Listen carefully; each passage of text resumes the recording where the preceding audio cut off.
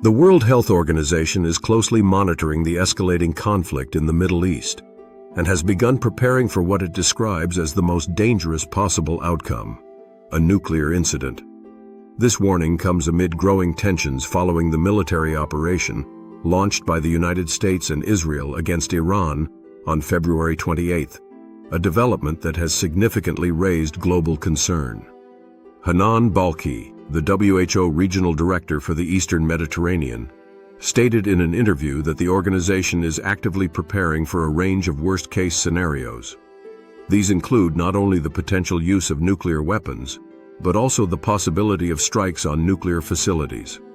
According to Balkhi, even a limited incident involving nuclear infrastructure could have devastating consequences for public health and the environment. She emphasized that the organization is not predicting that such an event will occur, but rather preparing for it as a precaution.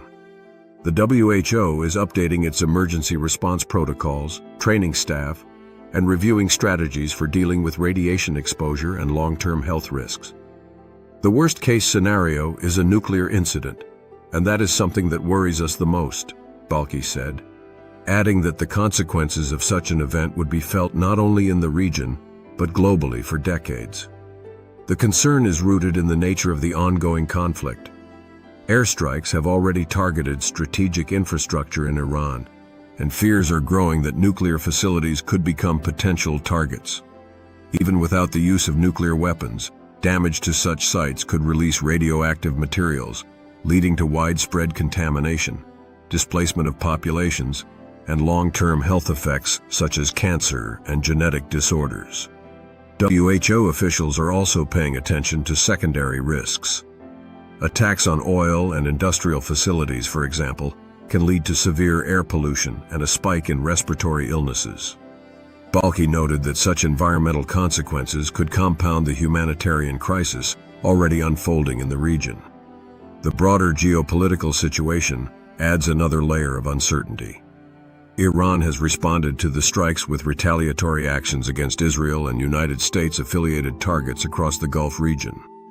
There are also concerns about the Strait of Hormuz, a critical route for global oil supply. While it has not been officially closed, increased military activity has already disrupted shipping and heightened economic volatility. Health experts warn that a nuclear-related incident in such a densely interconnected region would have far-reaching implications. Beyond immediate casualties, the long-term burden on healthcare systems would be immense.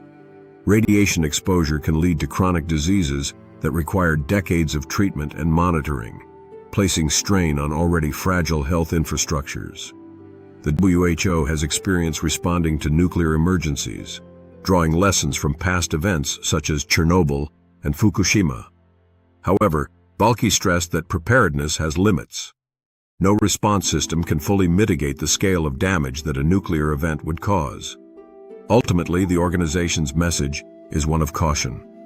While it continues to strengthen its readiness, it also underscores the urgent need for de-escalation.